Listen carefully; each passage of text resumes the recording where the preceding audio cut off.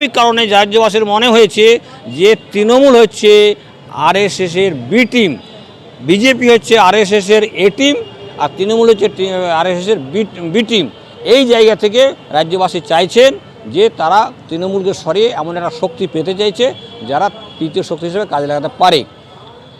পাশাপাশি এটাও দেখতে চাইছে যে এখানকার রাজ্যের মধ্যে যারা মুসলিম বিশেষ করে তাদের উপরে যে ধরনের অন্যায় অত্যাচার জুলুম রাজ্যের বাইরে বিজেপি করছে, ঠিক সেই জিনিস এখানে রাজ্য সরকার করছে।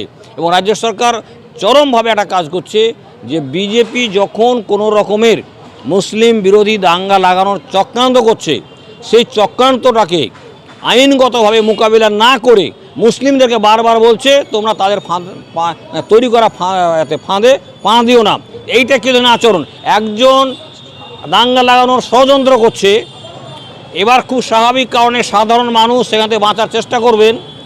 সাধারণ মানুষ যখন হিন্দু মুসলমান সবাই মিলে সেই দাঙ্গার ফাঁদ থেকে বাঁচার চেষ্টা করছেন, তখন তাকে বলা হচ্ছে তুমি ফাঁদে পা দিও না।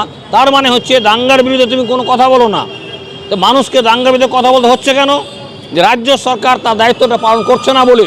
যে বিজেপি যত রকমের চক্রান্ত করছে, দাঙ্গা লাগানোর ফাঁদ তৈরি করছে, হিন্দু মুসলমানের বিদ্বেষ ছড়াচ্ছে, বিজেপি আরএসএসের নানান শাখা সংগঠন দিয়ে নানানভাবে মুসলমানদের মধ্যে অন্যায় অত্যাচার জুলুম করছে, দলিতদের উপরে করছে, রাস্তাঘাটে ট্রেনে বাসে মানুষকে মারছে। এর বিরুদ্ধে রাজ্য সরকার যদি শুধুমাত্র নিরপেক্ষভাবে আইনগতভাবে আইনের দ্বারা তার আইনগত ব্যবস্থা নিত, তাহলে সাধারণ মানুষকে এই বিজেপির বিরুদ্ধে দাঙ্গার বিরুদ্ধে লড়তে হতো না। রাজ্য সরকার যেহেতু লড়ছে না, সেই জন্য তাকে এটা করতে হচ্ছে। এবং এইটার রাজ্যবাসী এটাও বুঝছেন যে তৃণমূলের এই যে ভূমিকা, যে সে আইনগত কোনো ব্যবস্থা নিচ্ছে না, পাশাপাশি সাধারণ মানুষকে বলছে তোমরা বিজেপি তৈরি করা ফাঁদে পা দিও না, এটা আসলে ঘুরিয়ে তৃণমূলের দাঙ্গাকারীদেরকে সমর্থন করা হচ্ছে। প্রধানমন্ত্রী নরেন্দ্র মোদী যেভাবে অপারেশন সিঁদুরের নাম করে রাজনীতির হোলি খেলছে, কি বলবেন? প্রথম থেকে প্রধানমন্ত্রী সহ বিজেপির সমস্ত নেতা মন্ত্রীরা শতকরা 100% অসত্য কথা বলে চলেছেন। দুর্ভাগ্য হচ্ছে বিজেপির বিরোধী যে সমস্ত নেতা মন্ত্রীরা তারাও খুবই স্পষ্ট করে এই কথাটা বলতে পারছেন না যে বিজেপি এই পেহেলগাঁও থেকে শুরু করে তার পরবর্তী পর্যায়ে পর্যন্ত একটা অসত্য কথা বলছে। এখন পর্যন্ত কেন্দ্রীয় সরকারের নিয়োগ করা কোনো তদন্ত কমিটি বলেনি যে সেখানে সন্ত্রাসী কারা ধরা পড়েনি এবং তাদেরকে ধর্মের পরিচয়ে জেনে জেনে হত্যা করা হয়েছে, এটা কোনো তদন্ত কমিশন বলেনি। এবং ভারতবর্ষের কোনো কোর্টে প্রমাণ হয়নি যে সন্ত্রাসী এই কথাগুলো বলেছিল, সন্ত্রাসী এখানকার সেখানে ওখানকার।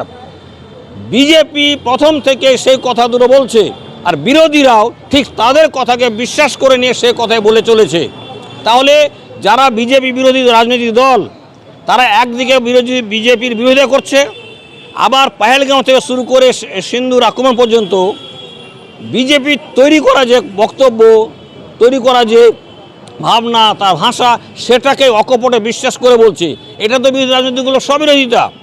বিরোধী রাজনৈতিক দলকে স্পষ্ট বলতে হবে যে যতক্ষণ পর্যন্ত কেন্দ্রীয় সরকারের তৈরি করা কোনো তদন্ত কমিশন বা ভারতের কোনো আদালতে প্রমাণ না হচ্ছে যে দাঙ্গাকারী কারা, সন্ত্রাসী কারা, তারা কি বলে হত্যা করেছিল, ততক্ষণ পর্যন্ত এই দাবিটাই তোলা উচিত যে কেন্দ্রীয় সরকার হয় তদন্ত করুক অথবা বিচার ব্যবস্থার মধ্যে দিয়ে প্রমাণ করুক। তা না করে তারা যেটা বলছে সেটাকেই বলে যাচ্ছি, এখানে তো একটা ফাঁক থেকে যাচ্ছে। মুর্শিদাবাদ মালদায় যে ঘটনা ঘটছে, বিজেপি তার দায় তৃণমূলকে দিচ্ছে হিন্দুদের ভোট পাওয়ার জন্য, আর তৃণমূল বিজেপিকে দিচ্ছে মুসলিমদের ভোট পাওয়ার জন্য। এই যে সাম্প্রদায়িকতার একটা রাজনীতি হয়েছে, বিজেপি বহুদিন থেকে একটা চক্রান্ত করে যাচ্ছে যে বিশেষ করে মালদা মুর্শিদাবাদে একটা দাঙ্গা লাগাতে, দাঙ্গা বলতে মুসলিম বিরোধী একটা দাঙ্গা লাগাতে। এর আগে অনেকবার চেষ্টা করেছে, মুর্শিদাবাদের মানুষ সেটাকে বারবার ব্যর্থ করে দিয়েছে। সর্বশেষ যেটা ঘটলো শামশেরগঞ্জে, সেখানে ব্যর্থ হয়েছে, মুর্শিদাবাদের মানুষ ব্যর্থ করে দিয়েছেন, কিন্তু কিছুটা হলে তারা সফল হয়েছে। এই সফলতা যে হয়েছে তার কারণটা আছে, প্রথম কারণ হচ্ছে যে দীর্ঘদিন ধরে বিজেপির একটা মাস্টার প্ল্যান আছে যে ভোটের আগে মুর্শিদাবাদে দাঙ্গা লাগানো। সেই জন্য তারা ছক করেই রেখেছিল, কবে কোথায় কীভাবে করবে সেটা খুঁজে পাচ্ছিল না। তারা এখানে সেখানে নানান পরীক্ষা করেছে, কিন্তু এই ওয়াকফ আইনের বিরুদ্ধে যে লড়াই, সে লড়াইটা তাদের সামনে সে সুযোগটা করে দিয়েছে। দ্বিতীয়ত হচ্ছে এটা যে প্রমাণ হয়েছে যে এটা বিজেপির আগে থেকে চক্রান্ত, সেটা তার অনেকগুলো ঘটনা আছে। এবং এখানে সাহায্য করেছে কারা? রাজ্য পুলিশের একাংশ সরাসরি প্রত্যক্ষভাবে সমর্থন করেছে। এবং অনেক অভিযোগ হচ্ছে যে তৃণমূলের একটা অংশ এই কাজে সাহায্য করেছে। বলে তৃণমূলের যে অংশটা এই দাঙ্গায় সাহায্য করেছে তাদের স্বার্থ আলাদা, পুলিশের যে অংশটা দাঙ্গায় সাহায্য করেছে এবং বিজেপির স্বার্থ, এই দুটো অংশের স্বার্থ একই। ফলে বিজেপি চেয়েছে দাঙ্গার মধ্য দিয়ে মেরুকরণটাকে আরও শক্তিশালী করতে, আর এইটাকে কাজে লাগিয়ে তৃণমূলও চাইছে তাদের সামনে করতে। দুর্ভাগ্য হচ্ছে এখন পর্যন্ত 63 জনকে গ্রেফতার করা হয়েছে, যে 63 জনের বয়স হচ্ছে 18 বছরের নিচে। এটা নিয়ে তৃণমূলের কোনো নেতাকর্মীর আইনগত কোনো ব্যবস্থা নেয়নি। এখন পর্যন্ত 373টা মামলা হয়েছে, সে 373টা মামলার প্রায় সবগুলোই ফলস। এ নিয়েও তৃণমূলের নেতাকর্মীরা কোনো আইনগত ব্যবস্থা গ্রহণ করেনি। যে সমস্ত মামলা দেওয়া হয়েছে সেটা খুঁজে পাচ্ছিল না, তারা এখানে সেখানে নানান পরীক্ষা করেছে, কিন্তু এই ওয়াকফ আইনের বিরুদ্ধে যে লড়াই, সে লড়াইটা তাদের সামনে সে সুযোগটা করে দিয়েছে। দ্বিতীয়ত হচ্ছে এটা যে প্রমাণ হয়েছে যে এটা বিজেপির আগে থেকে চক্রান্ত, সেটা তার অনেকগুলো ঘটনা আছে। এবং এখানে সাহায্য করেছে কারা? রাজ্য পুলিশের একাংশ সরাসরি প্রত্যক্ষভাবে সমর্থন করেছে। এবং অনেক অভিযোগ হচ্ছে যে তৃণমূলের একটা অংশ এই কাজে সাহায্য করেছে। বলে তৃণমূলের যে অংশটা এই দাঙ্গায় সাহায্য করেছে তাদের স্বার্থ আলাদা, পুলিশের যে অংশটা দাঙ্গায় সাহায্য করেছে এবং বিজেপির স্বার্থ, এই দুটো অংশের স্বার্থ একই। ফলে বিজেপি চেয়েছে দাঙ্গার মধ্য দিয়ে মেরুকরণটাকে আরও শক্তিশালী করতে, আর এইটাকে কাজে লাগিয়ে তৃণমূলও চাইছে তাদের সামনে করতে। দুর্ভাগ্য হচ্ছে এখন পর্যন্ত 63 জনকে গ্রেফতার করা হয়েছে, যে 63 জনের বয়স হচ্ছে 18 বছরের নিচে। এটা নিয়ে তৃণমূলের কোনো নেতাকর্মীর আইনগত কোনো ব্যবস্থা নেয়নি। এখন পর্যন্ত 373টা মামলা হয়েছে, সে 373টা মামলার প্রায় সবগুলোই ফলস। এ নিয়েও তৃণমূলের নেতাকর্মীরা কোনো আইনগত ব্যবস্থা গ্রহণ করেনি।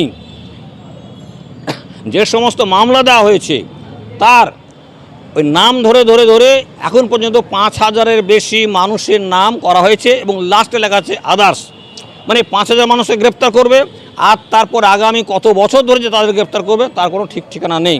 তৃণমূল সরকার, তৃণমূলের নেতা মন্ত্রীরা এর বিরুদ্ধে কোনো আইনগত ব্যবস্থা নেয়নি। তারপরে হচ্ছে যাদেরকে জেলে ঢুকানো হয়েছে, যাদের সংখ্যা প্রায় 500, এই 500-র মধ্যে তৃণমূলের লোকেরা প্রথম দিকে বলেছিল আমরা কয়েকটা ভাগ করে প্রশাসনের সাথে কথাবার্তা বলে তাদের জামিনের ব্যবস্থা করব, তারা কোনো কিছুই করেনি। এবং এখন যাদেরকে গ্রেফতার করা হয়েছে শামশেরগঞ্জের ঘটনায়, তারা জেলে ভর্তি আছে, জেলের মধ্যে আছে, জেলে থাকাকালীন তাদেরকে আবার নতুন নতুন মামলা দিচ্ছে অন্য ব্লকের। শামশেরগঞ্জের একটি ছেলেকে ধরেছে এই ঘটনায়, সে জঙ্গিপুর জেলে আছে, তার বিরুদ্ধে আবার কেস দিচ্ছে কোথাকার? জলঙ্গি থানার, ইসলামপুর থানার, দমকল থানার, এই কেস দিচ্ছে। উদ্দেশ্যটা হচ্ছে কোনোভাবে যাতে ওই ছেলেগুলো ভবিষ্যতে আর জামিন না পায়। এইভাবে গোটা মুর্শিদাবাদ জেলাকে তছনছ করে দেওয়ার বিজেপি যে চক্রান্ত, যে কৌশল, সেটা বাস্তবায়ন হয়ে যাচ্ছে তৃণমূলের নিষ্ক্রিয়তায়।